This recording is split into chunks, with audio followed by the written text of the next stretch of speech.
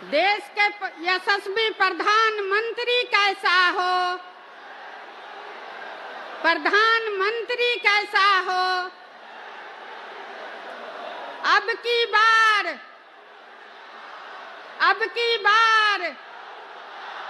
स्वागत है भाई, स्वागत है, स्वागत है भाई, स्वागत है।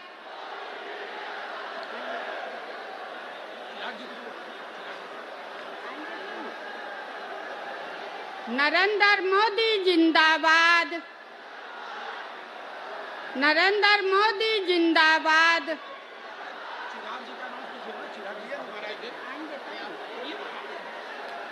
अब हाजीपुर के लोकप्रिय प्रत्याशी और लोजपा आर के राष्ट्रीय अध्यक्ष भाई चिराग पासवान जी यशस्वी प्रधानमंत्री नरेंद्र मोदी जी को अंग वस्त्र देकर सम्मानित करेंगे। अब स्वागत के अगली कड़ी में माननीय रीना पासवान जी सब महिलाओं के साथ आदरणीय प्रधानमंत्री जी का स्वागत मोमेंटो देकर करेंगी। रीना पासवान जी।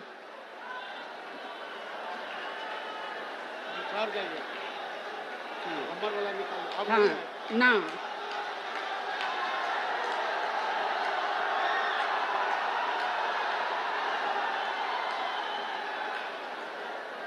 जाइए। अब प्रजातंत्र की भूमि वैशाली की धरती पर यशस्वी प्रधानमंत्री जी को भाजपा के यशस्वी जिला अध्यक्ष डॉक्टर प्रेम सिंह कुशवाहा जी हाजीपुर के मशहूर मालभोग केला का प्रतीक चिन्ह देके उनका स्वागत करेंगे। अब इसी स्वागत के करीब में लालगंज के विधायक आदरणीय संजय कुमार सिंह जी मोमेंटो देके प्रधानमंत्री जी का स्वागत करेंगे। स्वागत के इसी कड़ी में हाजीपुर के लोकप्रिय विधायक आदरणीय अवधेश सिंह जी मोमेंटो देके प्रधानमंत्री जी का स्वागत करेंगे।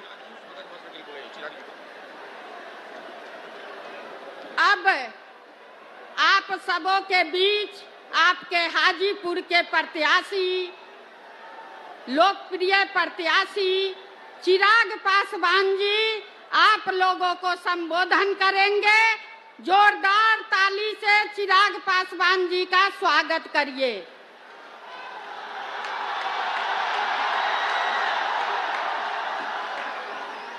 साथियों, प्रधानमंत्री जी के व्यस्ततम कार्यक्रम का हम लोग सम्मान करते हुए मैं पूरे मंच को एक साथ संबोधित करते हुए हमारे प्रधानमंत्री आदरणीय नरेंद्र मोदी जी का हाजीपुर की इस पावन धरती पर हम सब जोरदार तालियों से हम लोग स्वागत करें। आदरणीय प्रधानमंत्री जिंदाबाद, आदरणीय प्रधानमंत्री जिंदाबाद। साथियों, आज का ये दिन मेरे लिए मिश्रित भावनाओं से भरा हुआ है, जहां एक तरफ लोक जनशक्ति पार्टी रामविलास की तरफ से एनडीए का समर्थित प्रत्याशी हाजीपुर की धरती हाजीपुर की लोकसभा से घोषित होने पर जहां इस बात का उत्साह है, तो वहीं ये बात मुझे भावुक भी करती है कि हाजीपुर की ये धरती हमेशा मेरे नेता मेरे पिता आदरणीय रामविलास पासवान जी के नाम से जानी जाती थी। मेरे पिता का नाम हाजीपुर की महान जनता की वजह से देश में दुनिया में जाना जाता था। आज जब वो हमारे बीच नहीं है, यकीनन ये पल मुझे भावुक करता है, पर आज मेरा हिम्मत आप बढ़ाते हैं और मेरे लिए मेरे प्रधानमंत्री जी का यहाँ आना, इससे पहले मेरे पिता मेरे नेता आदरणीय रामविलास पासवान जी के लिए भी प्रधानमंत्री यहाँ पर आए थे, और आज जब वो यहाँ पर आए हैं, उन्होंने एक पिता की कमी को मेरे अभिभावक के रूप में पूरा करने का उन्होंने काम किया। एक बार जोरदार ताली आप लोग प्रधानमंत्री जी के स्वागत में यहाँ पर बजा। साथियों, मेरे लिए आज हाजीपुर की धरती किसी पवित्र संगम से कम नहीं है। आज यहाँ पर 3 ऐसी मजबूत शक्तियां मौजूद हैं जिन्होंने मेरे पिता के जाने के बाद मेरे कठिन समय में मुझे संभालने का काम किया, मेरा संरक्षण करने का काम किया। भले वो मेरी माता रीना पासवान जी हो, मेरे प्रधानमंत्री आदरणीय नरेंद्र मोदी जी हो, और आप सब हाजीपुर की महान जनता, आप लोगों की वजह से ही आज चिराग पासवान का अस्तित्व है। आप लोगों की वजह से ही आज चिराग पासवान आप लोगों के बीच मौजूद हो पाया। कई बड़ी बड़ी शक्तियों ने चिराग पासवान को समाप्त करने का प्रयास किया, पर मेरे प्रधानमंत्री जी का प्यार, उनका संरक्षण रहा कि मेरे पिता के जाने के बाद भी उन्होंने हमेशा मुझे वो स्नेह, वो प्यार देने का काम किया। साथियों, आज ये राजनीतिक मंच नहीं है, मेरे लिए आप सब परिवार के सदस्य की तरह हैं।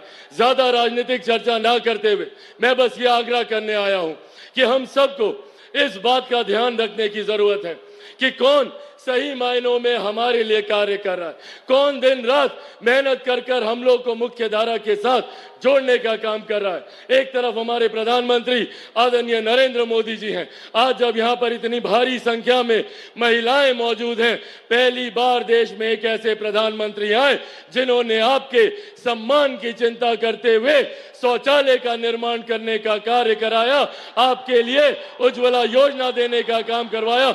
मैं चाहता हूं एक बार जोरदार ताली तमाम महिलाएं हमारे प्रधानमंत्री जी के लिए बजाएं।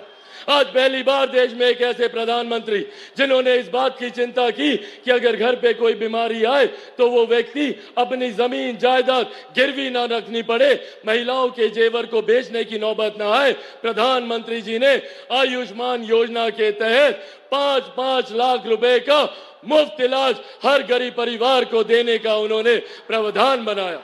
आज देश की, दुनिया की सबसे बड़ी गरीब कल्याण की योजना जिस पर हम सबको गर्व होता है, और इसका श्रेय मैं मेरे नेता, मेरे पिता आदरणीय रामविलास पासवान जी को भी दूंगा। प्रधानमंत्री जी जानते हैं उस वक्त उनका खुद का स्वास्थ्य खराब था, पर प्रधानमंत्री जी की सोच को धरातल पर उतारने के लिए प्रधानमंत्री गरीब जन कल्याण अन्न योजना के तहत आज भी देश में 81 करोड़ लोगों को मुफ्त में राशन दिया जा रहा है। ये सोच हमारे प्रधानमंत्री आदरणीय नरेंद्र मोदी जी की है। जहां हमारी सरकार ने सरहद से सीमाओं को सुरक्षित रखा, अंतरिक्ष के माध्यम से विकास के कार्यों को गति दी, जहां किसान सम्मान निधि के माध्यम से हर गरीब, हर मजदूर की चिंता करने का प्रधानमंत्री जी ने कार्य किया, तो वहीं आज भी कुछ विपक्षी दल के नेता हैं जो आप लोगों के बीच, हम लोगों के बीच घूम घूम कर भ्रम फैलाने का कार्य कर रहे हैं। कौन है ये लोग? ये वही लोग हैं जो 90 के दशक में लाठी में तेल पिलाने का काम करते थे। ये वही लोग हैं जो आप लोगों की नौकरी के बदले में जमीन लिखवाने का काम करते थे, और अब तो इन्होंने विधिवत तरीके से इस योजना को अंजाम देने का प्रावधान बनाना शुरू कर दिया है। इनहेरिटेंस टैक्स के माध्यम से अब विरासत पर टैक्स लगाने की सोच कांग्रेस और राजद के नेता करने जा रहे हैं। आप लोगों की जितनी जमीन है चाची, आप लोगों का जितना गहना जेवर होगा ना, कांग्रेस और राजद का लोग आएगा उसका 55% अपने खजाने में ले लेगा। ये हम लोग को याद रखने की जरूरत है कि किस तरीके से हम लोगों का थोड़ी बहुत संपत्ति जो भी अर्जित की गरीब किसान, गरीब मजदूर या महिलाओं ने, उसको भी हड़पने की सोच कांग्रेस और राजद के लोग रखते हैं और भ्रम फैलाने का ये लोग काम करते हैं, झूठ बोलने की बात करते हैं। कभी कहेंगे संविधान खत्म हो जाएगा, कभी कहेंगे आरक्षण समाप्त हो जाएगा, तो कभी कहेंगे कि लोकतंत्र की हत्या हो जाएगी। ये लोग लोकतंत्र की बात करेंगे जिन्होंने सन 75 में आपातकाल लगाकर सही मायनों में लोकतंत्र की हत्या करने का काम किया। ये लोग लोकतंत्र की चिंता कर रहे हैं। साथियों, आज मैं मेरे नेता, मेरे पिता आदरणीय रामविलास पासवान जी की कर्म भूमि पर खड़ा होकर उन्हीं के संघर्षों की कसम खाकर आप सबसे वादा करके जाता हूं कि जब तक चिराग पासवान जिंदा है, ना संविधान को कोई खतरा है, ना आरक्षण को कोई खतरा है।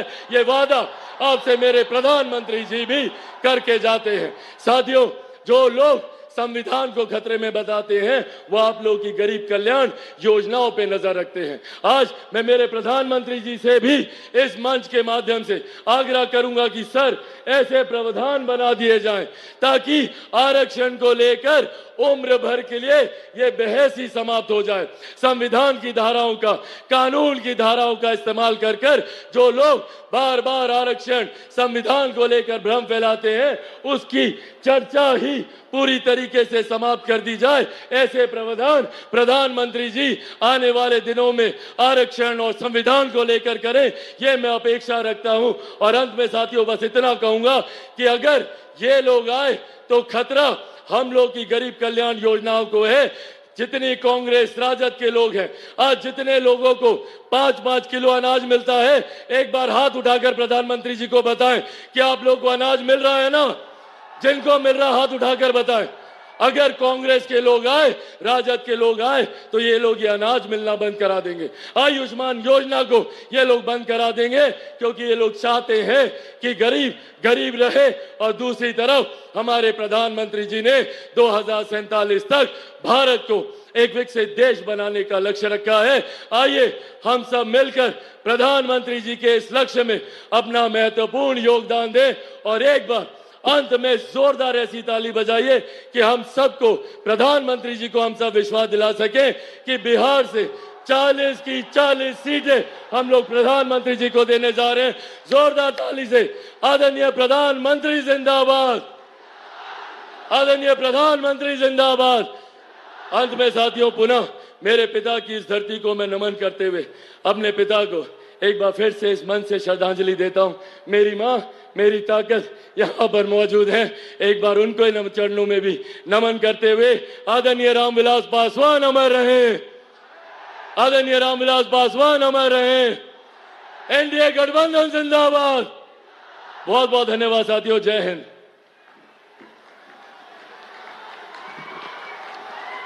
अब भारत के माताओं, बहनों और युवा दिलों का धड़कन, विकास पुरुष और भारत को विश्व पटल पर ले जाने वाले नारी शक्ति वंदन के तहत महिला को मान सम्मान दिलाने वाले वैसे हमारे आदरणीय प्रधानमंत्री नरेंद्र मोदी जी अब आपके बीच बात करें।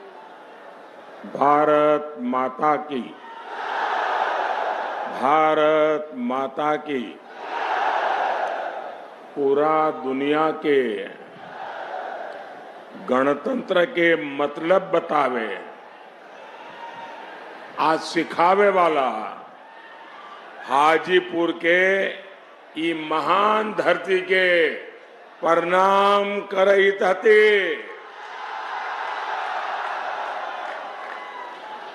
आज देश में चौथे चरण के लिए मतदान हो रहा है। मेरा सभी मतदाताओं से अनुरोध है कि वो ज्यादा से ज्यादा वोटिंग करें। ये चुनाव लोकतंत्र के एक महापर्व होता है और ज्यादा मतदान इसकी शोभा और बढ़ा देता है।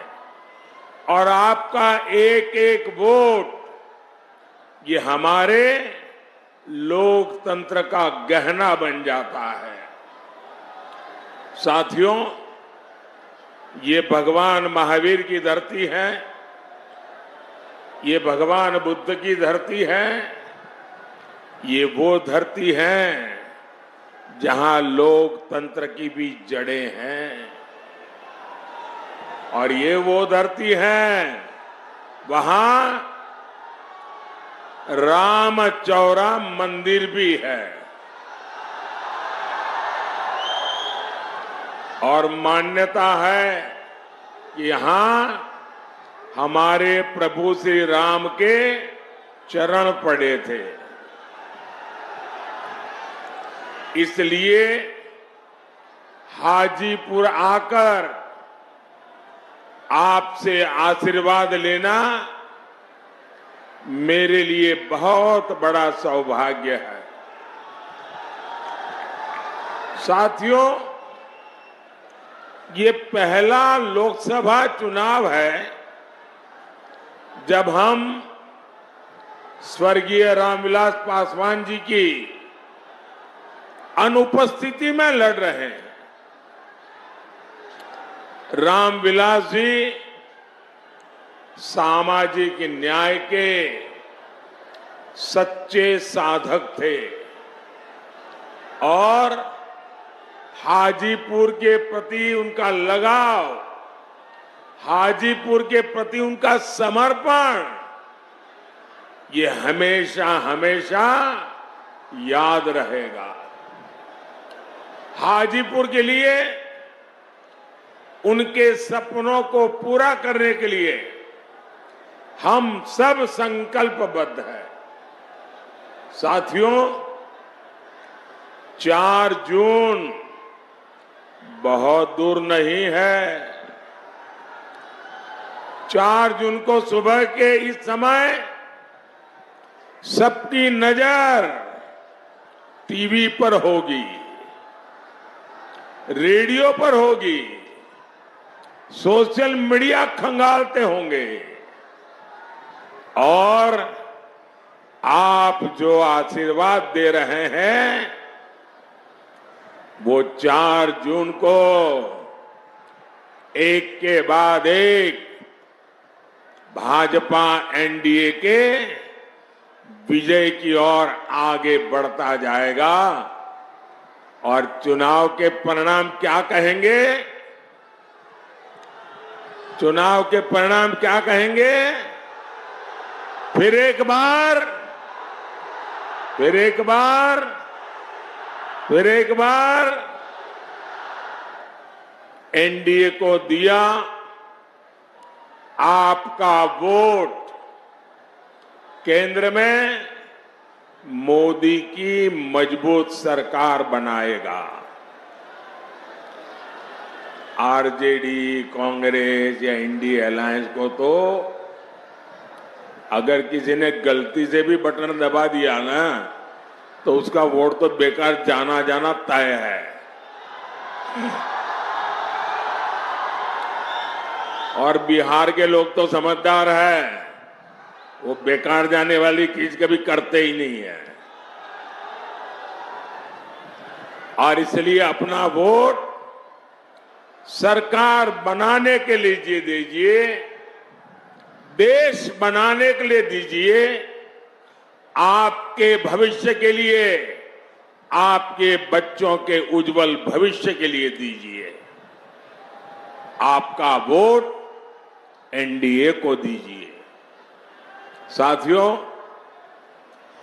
बिहार के लोगों के सामर्थ्य और बिहार के लोगों की समझदारी का मैं बहुत सम्मान करता हूं, लेकिन मुझे ये देखकर दुख भी होता है कि सामाजिक न्याय के नाम पर लालटेन वालों ने बिहार में कितनी अंधेर गर्दी फैलाई। इन लोगों ने बिहार के लोगों को गरीब और अभाव में धकेल दिया, जंगल राज दिया। इन लोगों ने सबको बर्बाद किया और खुद अपने आलीशान महल खड़े कर दिए। क्या ऐसे लोग बिहार का कभी भी भला कर सकते हैं क्या? कर सकते हैं क्या? आरजेडी कांग्रेस में बिहार को आगे बढ़ाने की इच्छा शक्ति ही नहीं है। वे तो सोच रहे हैं अभी जितना समय बचा है, खुद का जितना लूट सके लूट ले। वो अपने बच्चों को सेट करने में लगे हैं, उनको आपके बच्चों की परवाह नहीं है। आप लोग यहां एक कहावत कहते हैं ना निमन गीतिया गाइब, ना मड़वा में जाइब। आरजेडी कांग्रेस का हाल यही है। ये लोग विकास के कार्यों से भागते हैं क्योंकि उसमें मेहनत लगती है, खुद को खपाना होता है। इन लोगों के नकारे पन्ने बिहार के कई अमूल्य दशक बर्बाद किए हैं। ऐसे लोगों से हमें बिहार को बचाकर रखना है। भाइयों और बहनों, आरजेडी हो, कांग्रेस हो, इन दोनों पार्टियों ने अब तुष्टीकरण को अपना सबसे बड़ा राजनीतिक हथियार बनाया है। आजकल आप देखते होंगे इंडी अलायंस का हर दल राम मंदिर के लिए बद्दी बद्दी बातें कर रहा है। राम मंदिर को गाली देकर, उसका बहिष्कार करके ये आपको चिढ़ा रहे हैं। क्या ऐसे लोगों को आप माफ करेंगे? क्या ऐसे लोगों को कोई माफ कर सकता है क्या? साथियों, आरजेडी कांग्रेस की प्राथमिकता आप लोग नहीं है, बल्कि उनका अपना वोट बैंक ही है। अभी आपने सुना होगा बिहार में जंगल राज लाने वाले जो व्यक्ति है, जो चारा घोटाले में अदालत ने सजा की हुई है, गुनहगार माना है, उन्होंने अभी अभी एक बयान दिया। उन्होंने कहा कि मुसलमानों को आरक्षण दिया जाना चाहिए और वो भी पूरा का पूरा, यानी दलितों, पिछड़ों, आदिवासियों को मिलने वाला पूरा आरक्षण ये अब सिर्फ मुसलमानों को देना चाहते हैं।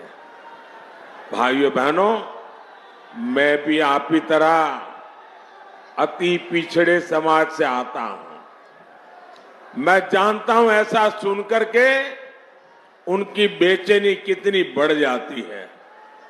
उनको लगता है हमारा तो भविष्य डूब जाएगा। हमारे दलित भाई बहन, हमारे आदिवासी भाई बहन, हमारे पिछड़े, हमारे अति पिछड़े, अगर धर्म के आधार पर आरक्षण के नाम पर उनको बाबा साहब ने जो अधिकार दिया है, संविधान ने जो अधिकार दिया है, वो अगर लूट लिया जाएगा तो इनकी तो आने वाली सारी पीढ़ियां बर्बाद हो जाएगी। लेकिन हम इन्हें न बाबा साहब की परवाह है, न इन्हें संविधान की परवाह है।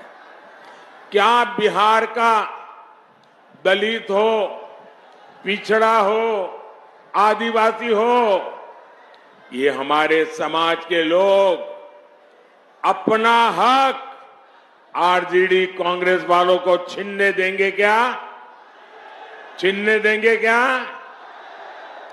और मैं आपको गारंटी देता हूं, जब तक मोदी जिंदा है,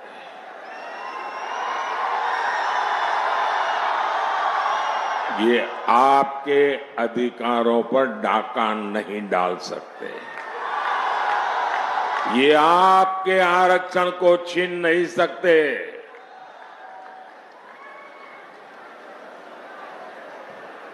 वो समझ लें, वो वक्त चला गया क्या आपने महिलाओं को मिलने वाले आरक्षण के कागज फाड़ दिए थे? आगे अगर ऐसी कोई कोशिश करेंगे तो लेने के देने पड़ जाएंगे। साथियों, ये बीजेपी है, एनडीए है, जो सामाजिक न्याय की पहरेदार है।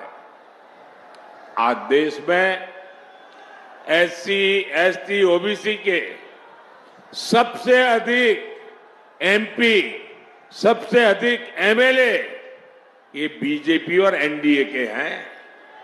केंद्रीय मंत्रिमंडल में 60% मंत्री इन्हीं वर्गों के हैं।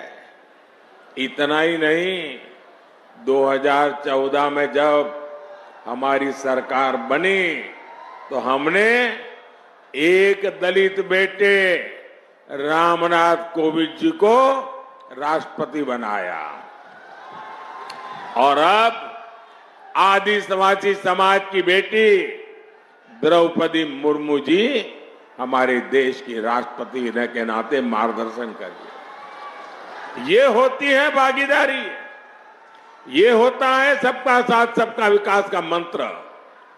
भाइयों और बहनों, कांग्रेस आरजेडी ने मिलकर बिहार की अनेक पीढ़ियों को, उनके सपनों को तबाह किया है और आज जब यहां इतनी बड़ी मात्रा में माताएं बहनें आशीर्वाद देने आई है,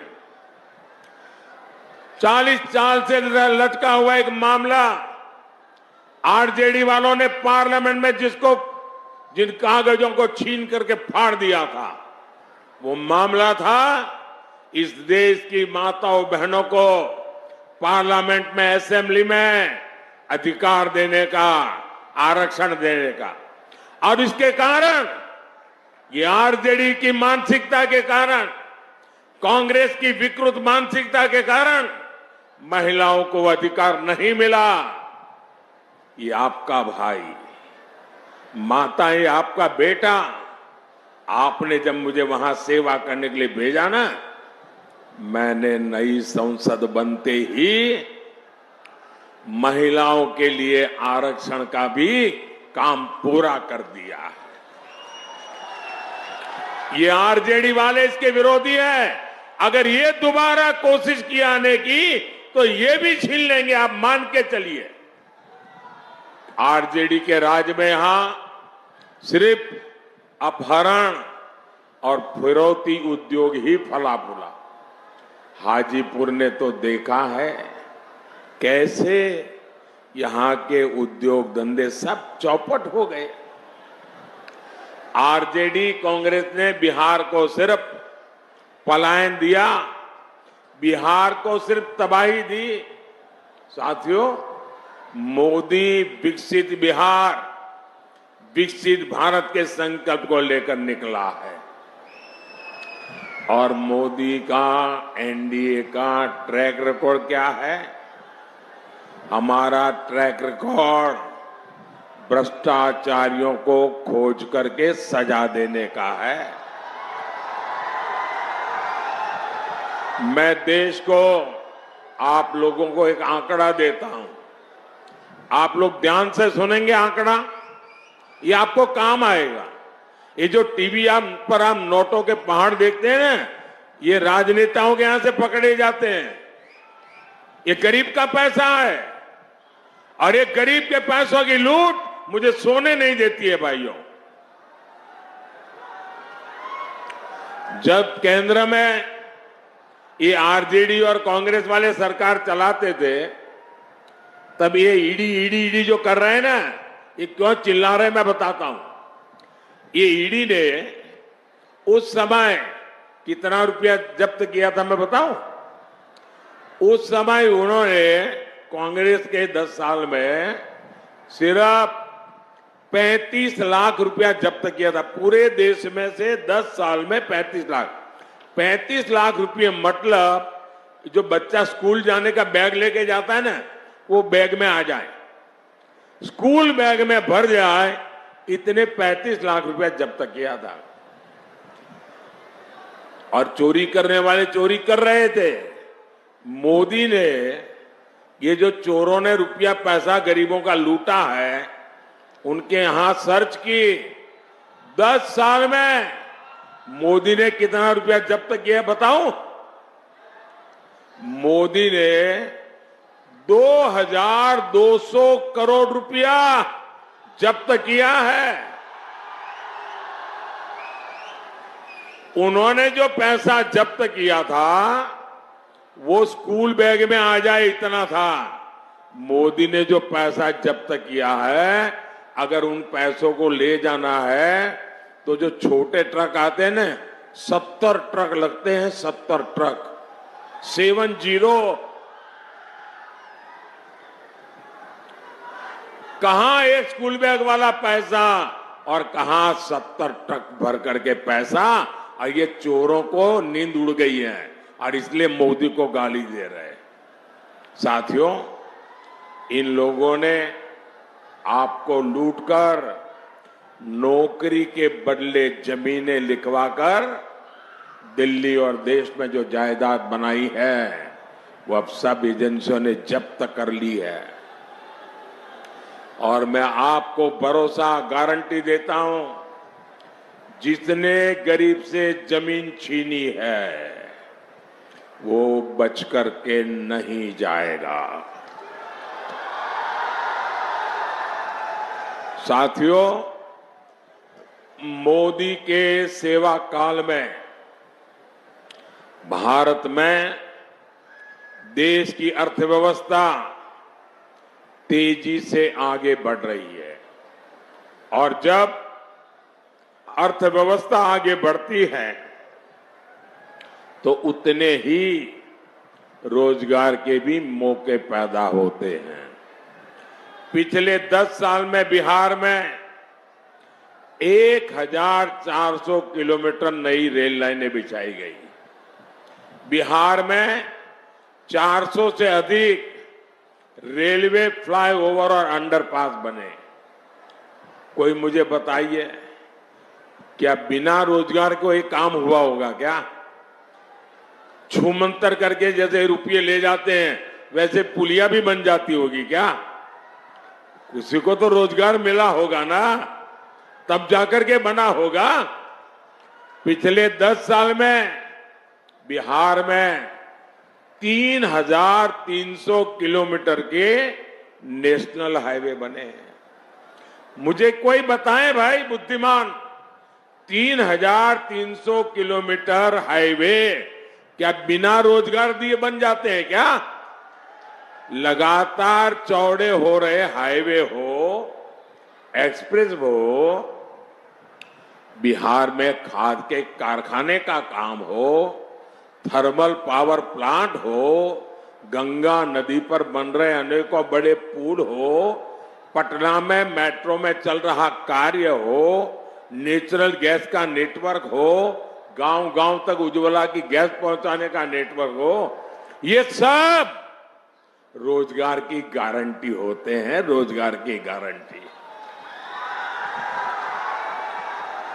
लेकिन जो अपने बाप दादा की कमाई खा करके जीते हैं उनको रोजगार क्या होता है इसकी समझ तक नहीं है जी।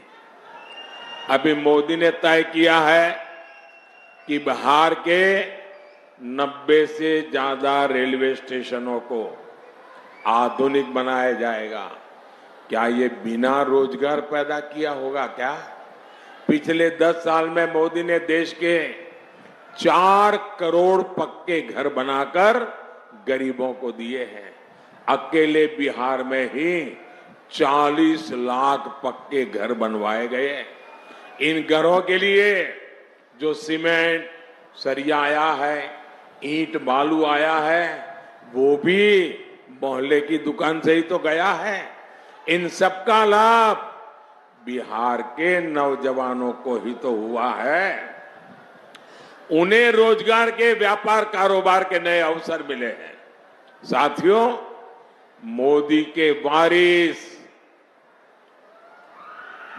वारिस कौन है आपके पास कोई नाम कि भाई मोदी इसको लेकर के जाएगा? कोई नाम नहीं है। क्यों? मोदी के वारिस आप हैं। मोदी के वारिस आप हैं। मोदी के वारिस आपका परिवार है। मोदी के वारिस आपके बच्चे हैं। और मुझे वारिस में आपको सब कुछ दे करके जाना है। मुझे आपको सुख चैन की जिंदगी दे करके जाना है। मुझे आपको आपके बच्चों के उज्जवल भविष्य की गारंटी दे करके जाना है। मुझे आपको विकसित भारत आपके हाथ में सौंप करके जाना है। और इसलिए मैं हर कोशिश कर रहा हूं कि युवाओं के हर सपने पूरे हो, वो हर काम कर सके, अपने सारे सपनों को सिद्ध कर सके। आपको जानकर खुशी होगी, सिर्फ मुद्रा योजना में बिहार में 2.5 लाख करोड़ रुपए की मदद युवाओं को दी गई है। 2.5 लाख करोड़, और वो भी मोदी की गारंटी पर।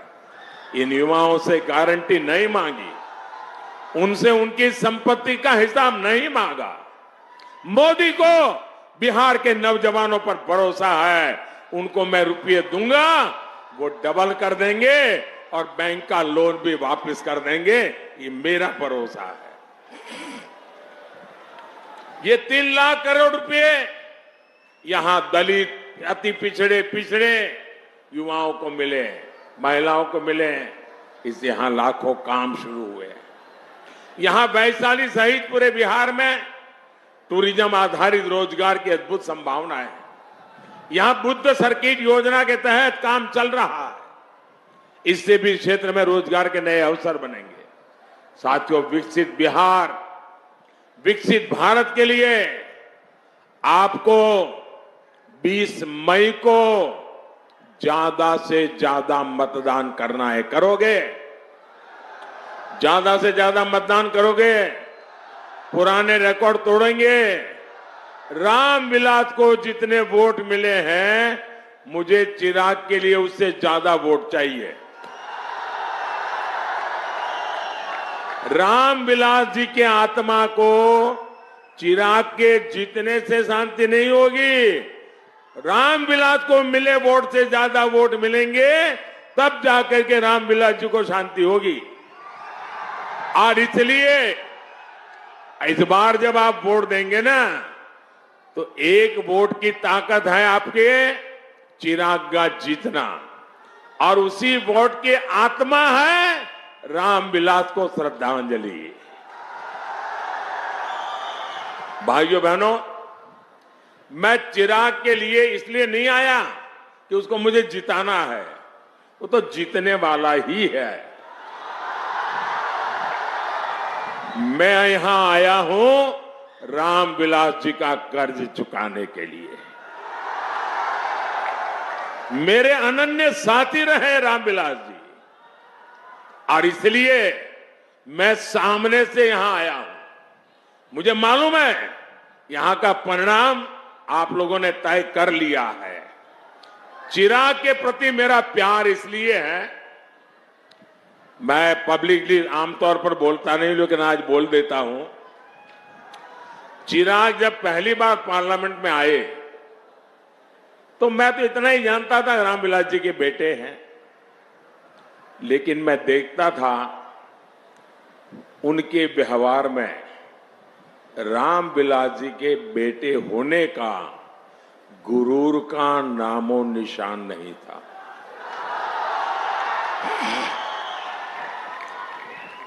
ये बहुत बड़ी बात है, और मैं इसके लिए उनकी माता जी को सारे क्रेडिट देता हूं। आपने इसको ऐसा संस्कार दिया, गुरूर का नामो निशान नहीं। दूसरी बात, मैंने एक बार हमारी कैबिनेट में कही थी, शायद चिराग को भी पता नहीं होगा, रामविलास जी कैबिनेट में थे। मैंने कहा कि मैं देखता हूं कि चिराग जब पार्लियामेंट चलती है, वो पूरे दिन सदन में बैठता है। सॉरी, मैं जरा तू तारी कर देता हूं कि मैंने उसको बेटे की तरह देखा है, वरना वो हमारे माननीय सांसद है। पूरा समय पार्लियामेंट में वो बैठते थे 14 से 19। मैंने कैबिनेट में कहा, मैंने कहा देखिए भाई, इस बच्चे में सीखने की, जानने की इतनी लगन है, वो एक एमपी के रूप में इतना कोशिश कर रहा है सीखने की, और मैं मानता हूं एक सांसद के रूप में चिराग सफल सांसद है। आपके इस बिहार के सच्चे प्रतिनिधि है, और इसलिए आप जब चिराग को वोट देंगे ना, तो वो वोट सीधा सीधा मोदी के खाते में जाएगा। अच्छा, मेरा एक काम करेंगे, जरा सब बताइए, मेरा एक काम करेंगे? ऐसे नहीं, चिराग की बात कर रहा हूं तो बड़ा उत्साह आ जाता है, मेरी बात करता हूं ठंडे पड़ जाते हो। जरा हाथ ऊपर